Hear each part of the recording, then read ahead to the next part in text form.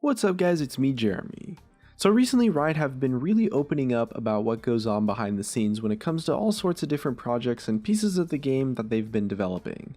And all these changes are super important since the end result affects the game that we play, but most game development companies don't exactly explain how those different design and development processes happen. Riot have been an exception to this though, of course, since they've been creating all sorts of dev posts about what they're working on, how it all happens, so today we're taking a look about their production pipeline for creating their reworks. So if you guys enjoyed the video, definitely hit that like button, and if you don't enjoy the video, feel free to hit that dislike button too, and let's get started. So when Riot first started putting time into developing reworks, they would actually end up wasting like massive amounts of time, honestly. Kind of just because there was no structure or process to follow, really. Things would, bounce around from department to department. No one would ever really be able to start doing their own share of the work because they'd have to wait for the other departments to actually finish their projects. Which meant that Riot's newfound obsession with reworking champions wasn't exactly so new after all, actually. They've always been working on ways to rework champions, but it wasn't until now, until recently at least, that the process became a lot more streamlined so that they could start doing things a lot more consistently and according to schedule. A really good example of this is maybe Yorick, a champion that was targeted for a rework for just many years, actually, quite a few years. So designers tried loads of different versions of Yorick over the years, but the actual visual and gameplay update, the fully fleshed out and completely finished rework only actually took 11 months to make. A similar amount of time as the other updates, or even just new champions in general. Visual and gameplay updates usually take 9 months or so to make, but Yorick did take a little bit longer since there was a lot of additional design and animation work thanks to his minions, but it is a huge testament to how much more quickly Riot could get projects finished once they finally streamlined their reworking process. So technically there's actually two different rework pipelines. You have the visual and gameplay updates, and you have of course the class updates. And there's quite a few differences in the production that we want to take a look at. First up, let's look at visual and gameplay updates. So as we mentioned before, they take an average of 9 months to complete, the same amount of time as new champions. And the time only really varies if there's something totally new about the champions that requires extra time. So maybe something like minions in the case of Yorick, something like different forms and someone like Nidalee, or maybe if it has some kind of like new tech that has to be developed that isn't in the game already, so it has to be developed from the ground up. So the first phase of creating a finished visual and gameplay update is what they call the open ideation phase, which lasts around 3 months or a third of the time dedicated to the rework. So during this, Riot puts a team together from different disciplines, a designer, concept artists, a writer for the backstory, a producer, and that team will then start coming up with the ideas that will eventually give a direction for the rest of the rework, including the kit, lore, and artwork. So this 3 months is super important because essentially by the end of it, Riot actually needs to have a final version ready, locked in, a final concept that can start going through pre-production. You wouldn't want to do all the animation work for some abilities that were going to end up being canceled, so it's important that they create a concept that they're confident in. And if a rework's going to end up getting canceled, this is the stage where that usually just happens. So maybe if they decide that the backstory's too weak or the gameplay doesn't work, they'll cancel the rework here. On the plus side though, there's usually around 3 full rework teams in the open ideation phase at any given moment, so even if one of the concepts is cancelled or iceboxed, there's a good chance that at least one concept will go on for production once the production team's ready for it. This is also the time where you first hear about the upcoming rework. If it's past the open ideation phase and they decide to put it into pre-production, it's actually pretty much always going to become a finished product in the game eventually. So Riot are a lot more confident announcing projects at this point in the pipeline, alongside adding it to the champion update schedule. Next up on the full visual and gameplay update pipeline is of course the pre-production phase, which takes around 2 months. So at this point, Riot are looking to create the in-game model, and they also start deciding about how a character will actually behave in a game, which means that you get a bunch of new writers onto the project. They bring new people onto the team, they bring a character artist, tech artists, programmers, animators, and the person responsible for the lore for the concept, and they'll also try to figure out the correct personality and voice artist to match the character. Since the concept is now becoming a 3D character, a lot of work has to be done to fix any flaws in the transition from the 2D concept to a 3D model. And Riot will also start thinking about the visual visual effects for the concepts and abilities. Concept artists will also start coming up with ideas for skins that could be outsourced to Riot's partner companies, who do around 80 to 90% of the work on the models as a freelance project, with Riot doing the finishing touches themselves to make sure that everything looks right for the game and is in line with their general art style. And after that, the final stage is the production phase, and it takes the rest of the usual 9 months, so around 4 months to completion. At this point, they bring everyone that they can on board. They get the team of usually around 20 or more people, both from the original team that started, some new writers from the pre-production phase, and then some FX artists, animators, splash artists, sound designers, all sorts of stuff.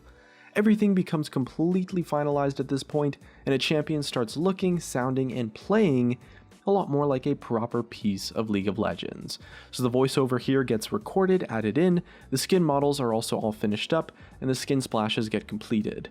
The rest of this time is dedicated to, of course, playtesting, tweaking some things until a champion feels perfect numbers and mechanics wise, alongside with the promo team putting together all the PR stuff, generate hype, the trailers, the comics, stuff like that. So stuff like the launch website, of course, all sorts of stuff to just promote the release. So one of the final steps is to get everything localized so that the VGU is available in all the different languages for every region, and they do this last because there'd be no point in actually doing this until the rework was totally finalized, right?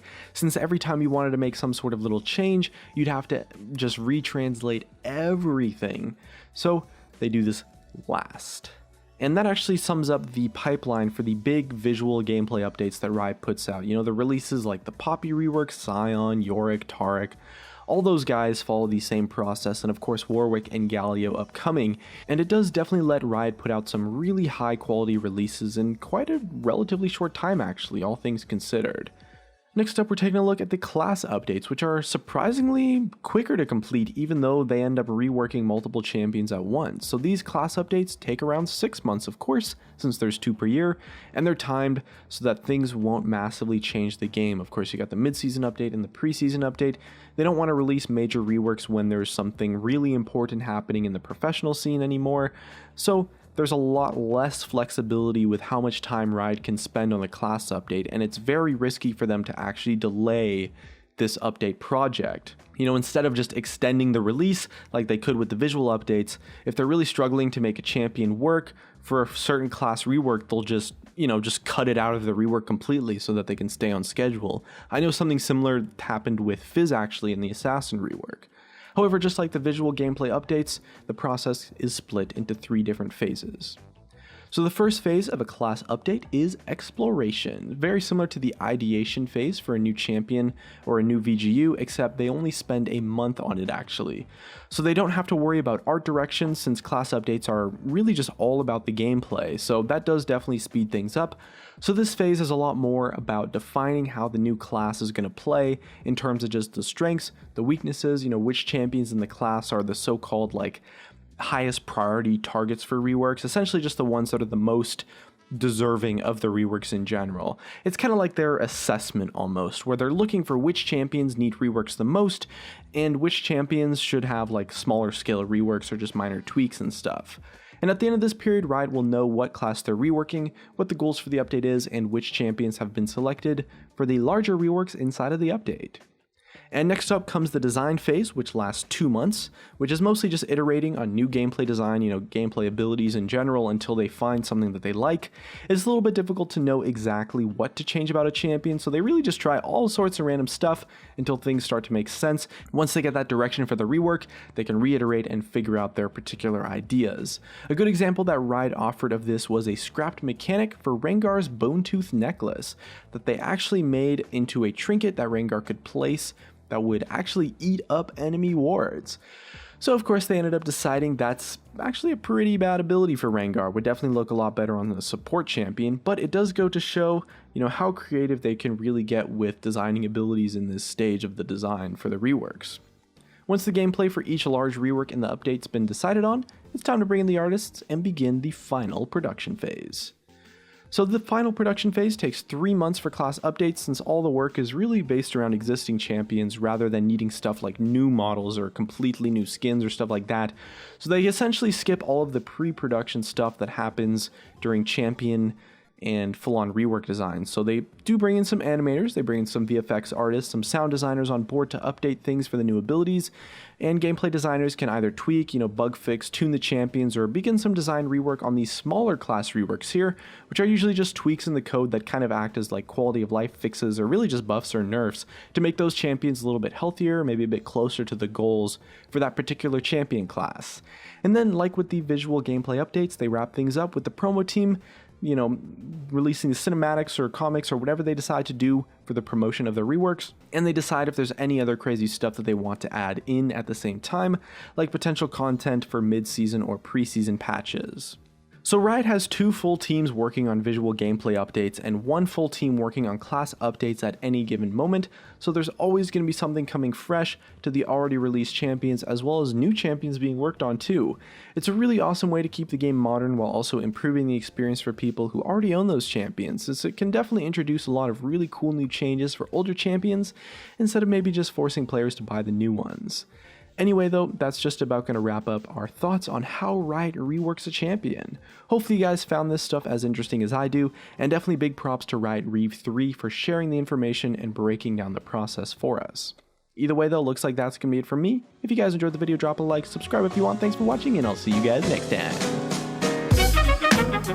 time.